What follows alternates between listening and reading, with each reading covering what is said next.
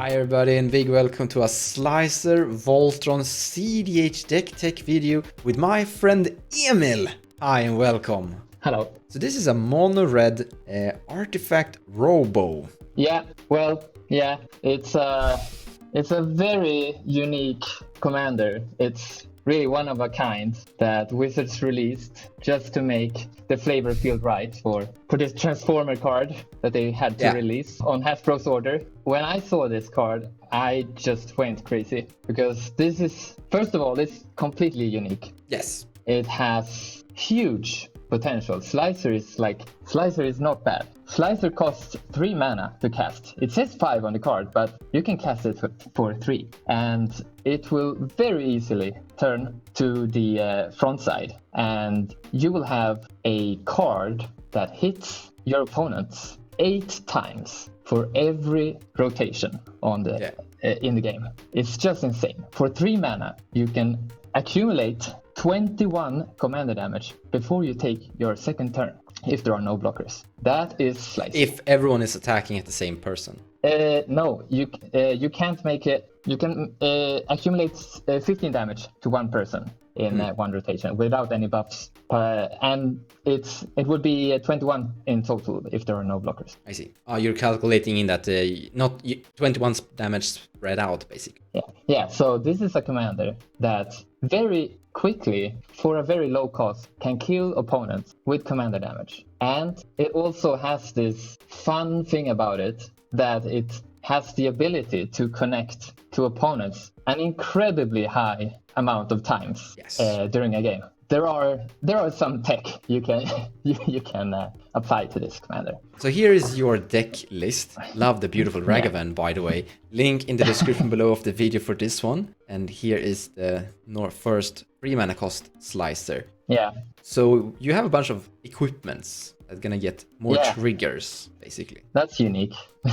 Yeah. So Slicer, you cast him for 3 mana. You hit opponents, and that's really all you need to do, right? If you hit opponents enough, they will just die. So the equipment are just the best ones that actually help you do this. So there are lots of auras that you can add. Like there is a card called Taungarth's Rage that adds 3 damage for 1 mana. It's pretty cool. It's not in this deck because it's an aura, and if I choose not to give Slicer away to an opponent, it will become a vehicle again, and that would make all the equipment fall off and the auras would go to the graveyard. So the more steady route for the commander is to go for equipment. Also, deck has a lot of artifact synergies. So basically the core game plan is to get Slicer into play, start slicing and dicing,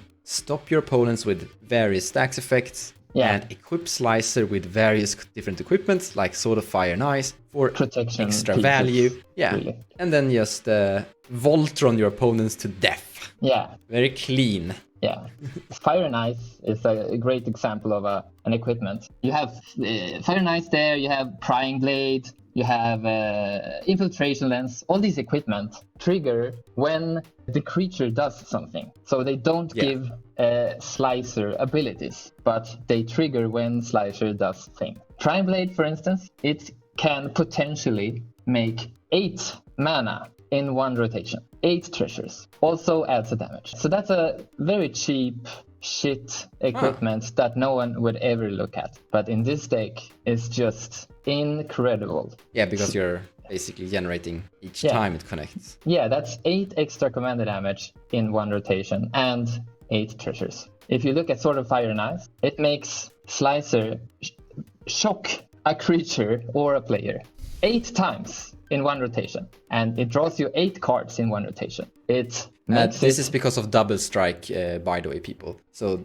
the reason we're not calculating in an 8-pot game, it's double strike, which means 2 triggers from a Slicer. And also adds 2 times 8 damage to Slicer, and gives protection from Pongify effects and most artifact removal spells, except for the green ones that are, of course, very common. The first question first, and I would love to hear your reaction to this. Like, my skepticism, there's a bunch here. So first of all, I understand that this will absolutely work. Like, putting this into play, watching people eventually die to some commander damage and some Voltron swings here and there, it will kill people. However, cEDH as fast as it can be, people can win pretty fast. There's a lack of interaction here. How is your experience so far regarding that? Well, people need their life points to act. Also, this is one of the faster decks at deploying stacks in the entire cEDH meta, actually. Also, most decks, I mean, of course you can win a game turn 1 or turn 2, but it's not that common. Fast decks, in my opinion, are highly overrated. Most games end at turn 3 or turn 4 or turn 5. True. Trying desperately to be ready to interact with all opponents on turn 1 is suboptimal, in my opinion. But I do agree on that. What I want to do on turn 1 and turn 2 is, of course, try and get Slicer out. This is one of the most reliable for a 3-mana commander to cast Slicer on turn 1. Problem I see though is that you kind of need to have a table where others have some form of interaction sometimes, I guess. Well, I'm trying to slow down the game as much as I can. You are. You can see a Red Blast, Pyroblast, but also a bunch of spells that change targets. Most importantly, I have a whole sleeve of creature removal spells, like End the Festivities, 1 mana sorcery. It kills all the mana dorks. It's just incredible for this deck, because it removes mana dorks, slows people down. I mean, people keep their starting hands relying on that single mana dork that they need to progress their game plan. And when that's gone, it's like time walking them once or maybe twice. It's crazy how good creature board wipes can be. Of course, other decks are not touched at all by creature removal, but most decks actually do take a lot of damage from a 1 damage board wipe. And I mean, you still have a dampening sphere, and you have static sphere of resistance, and Born Torpor and Trin Sphere. So yeah, there's a bunch of anti-storm non-creature spell slinging too. And you have Planar Chaos. Yeah, we have agreed on the Slicer Discord that Damping Sphere is one of the best stacks pieces for the deck.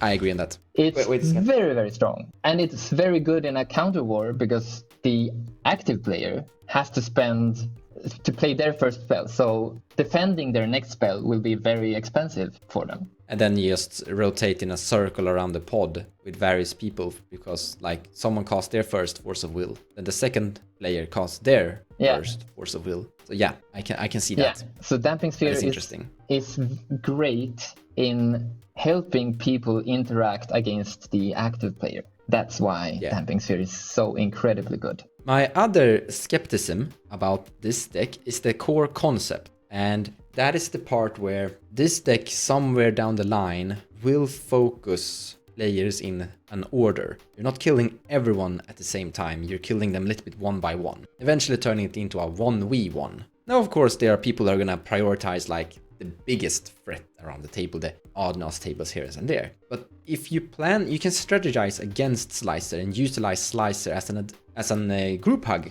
I would actually argue that this is a group hug commander, almost. You might disagree, of course. But do you have any experience regarding that? When people get desperate, which they will, there is almost 100% chance that somebody in the pod will die to commander damage. That will surely happen. But because Slicer is so damn fast. I mean, 4 attacks and somebody is dead. 3 plus 6 plus 6 plus 6. That's 21 commander damage. And it happens blazingly fast. So if somebody becomes too big of a threat, they will be removed. So the person who develops their board the best will probably be attacked the most. Yes, and that's my argument. What you could do here is strategize and utilize Slicer as a tool to win you the game for you. You can make Slicer attack that obvious, more looking bigger threat, and then end up in a 1v1 versus Slicer where you basically can't lose.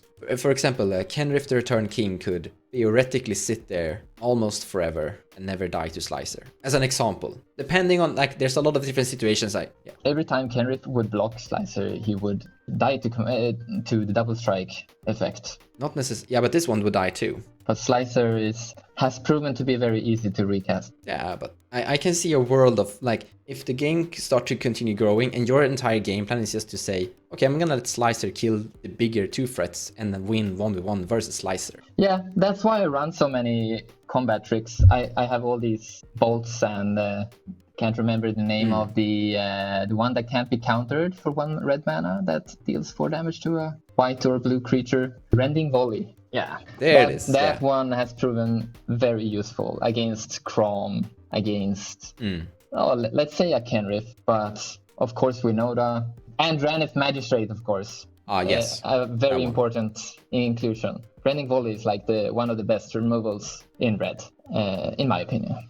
Especially since it can't be countered. And if somebody wants to redirect it, there aren't so many targets to redirect it to, because the next target has to be blue or white. I like that answer, that adaptation toward that specific situation, that I think could be common once people learn how to strategize against this deck. Yeah, because eventually people will have to, because in my opinion, this commander will blow up in popularity. I think so too. I honestly think that there's gonna be a lot of people who are gonna build this just because it's fun. Look, you have a commander that you just pass along to the opponents. You watch opponents I know.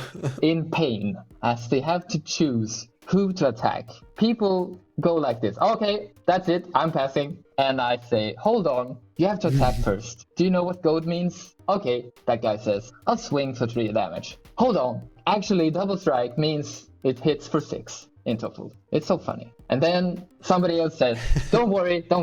I'm just gonna sacrifice Slicer when it comes to my turn. And I'm just silent. And then when they try to sacrifice Slicer, they realize Slicer says, well, it can't be sacrificed, because that's what the card says. Reading the card explains the card. Biggest downsides of Slicer is, of course, that you give Slicer away to opponents, and of course there are silver bullets against this strategy, like Phantasmal Image. Suddenly, Phantasmal Image dies. It kills Slicer, because Slicer dies to Legendary Rule, which is not sacrificed, by the way. It's actually going bypass this. It dies. It can have as much protection as you want. It can have, it doesn't matter what you have. The only thing that would save Slicer in that case is Voyager Staff that you have in the list for 1 mana. It's a weird one.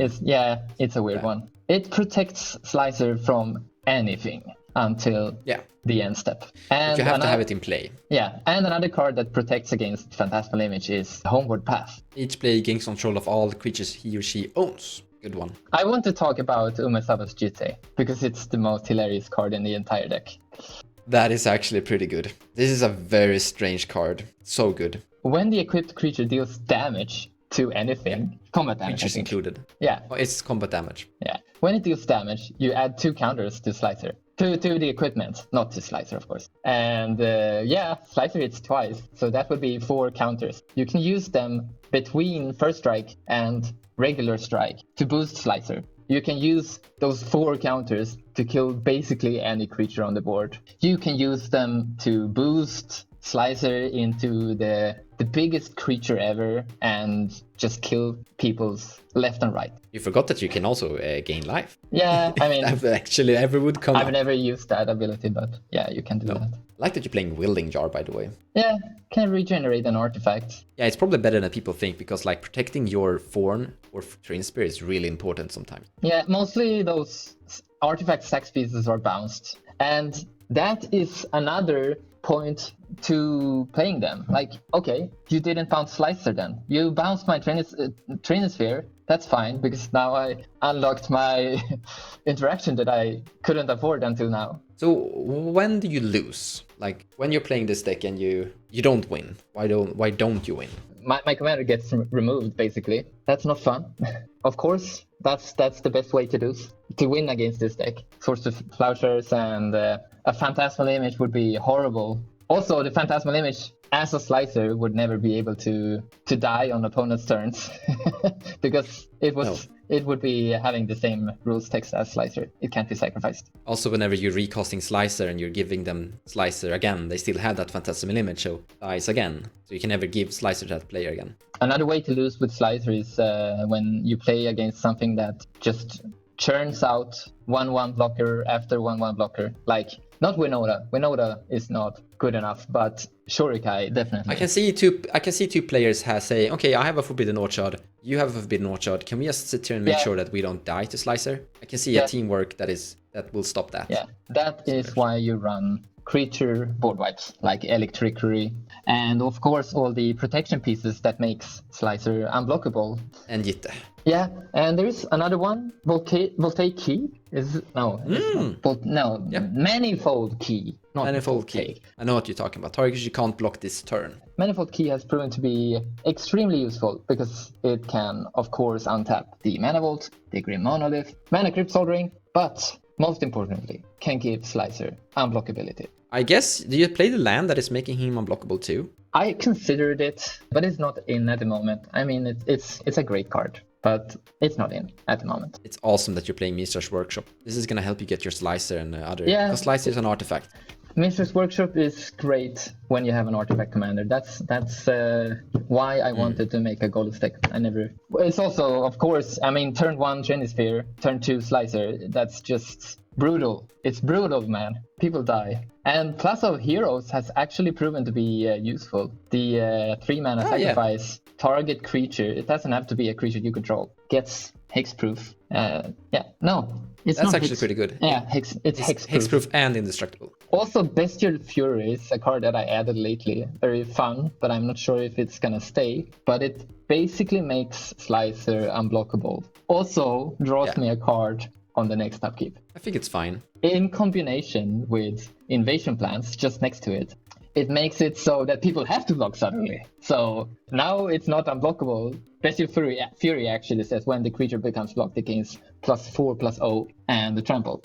And in combination with Invasion Plans, it's just crazy. Slicer just got 8 damage, and 7 of that is first strike. And it kills all the blockers. Yeah, that's Slicer. There are 2 things I want to say here. First, I actually really like this commander. Still really skeptic about it though, because I think there are strategies that will make it hard for Slicer to actually work. But I do agree with you that it could be very game warping. So I want to say something here that's just gonna be philosophical discussion. But how would a pod with 4 Slicer look like? I guess that would just not work out because of the legendary rule, right? So people would constantly have to not flip not give away Slicers. So it would be, I mean, it would just be a game of whoever can kill all the other Slicers first, which is, it just wouldn't work, right? The entire game would be very warped. But also, if you just sit down and have 2 Slicers at the pod, which could theoretically happen, that's a more likely scenario. Yeah. You kind of have the same thing there. Yeah. Not kind of. Highly problematic. Yes. Highly problematic. I don't know what to do about that. There's no. I guess when the first player resolves the ability that they give away Slicer, the other one won't give it away, right? Because then it means that both of them would die, and that's not depends on to the player. That depends on there's gonna be a communication between that player and the person who already have Slicer. Who do you sacrifice here? Because that person will actually get to choose. Yeah. So to say so. This is not going to help the Slicer players. That's for sure. No. The fewer Slicer players in the pod, the better for the Slicer player. Definitely. And that takes me to my second point I want to talk about. I actually want this to be good and a thing. Because... It is good. I guess I have been really lucky, but I have incredible win rate with this deck. It's just insane. But what I mean is that I think what this commander actually brings is an interesting game play. Because in the end, EDH and cEDH being the same format is a social format with people interaction. And this creates that. It's very different from the kind of metagame we currently have. And I kind of like the environment Slicer brings to the pod, in my personal opinion. That's the kind of game I think is cool. Yeah. In any case, that's it. That's the deck. That's the game plan and some of our thoughts around this commander. Thank you, Emil, for showcasing it for us. Thank you. It was fun. Also, I should mention, there is a Discord community for Slicer. In the description below of the video. Or, sorry, the Discord community is not in the video. There's a link to the Discord community in the description below of the video. I have a feeling there's a bunch of people who really don't like this commander. Yeah, that is true. Thank you so much for watching. See you around.